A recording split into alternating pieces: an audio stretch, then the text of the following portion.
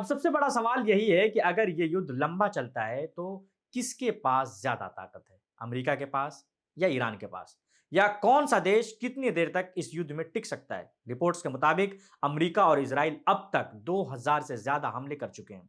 वहीं ईरान ने 571 मिसाइलें और 1391 ड्रोन दागे हैं। हालांकि विशेषज्ञों का कहना है कि ईरान के मिसाइल हमलों की संख्या अब कम हो रही है। दूसरी ओर अमेरिका और इजराइल ने ईरान के ऊपर हवाई बढ़त हासिल कर ली है। रिपोर्ट के अनुसार ईरान के कई एयर डिफेंस सिस्टम नष्ट हो चुके हैं, लेकिन युद्ध विशेषज्ञ ये भी कहते हैं कि सिर्फ बमबारी से किसी भी बड़े देश को हराना आसान नहीं होता। ईरान का क्षेत्रफल बहुत बड़ा है और उसके कई हथियार भंडार जमीन के नीचे छिपे हुए हैं। यानी ये युद्ध अगर लंबा खिंचता है तो इसका असर सिर्फ मिडिल ईस्ट ही नहीं बल्कि पूरी दुनिया पर पड़ सकता है। मिडिल ईस्ट की ये जंग अभी शुरुआती दौर में है।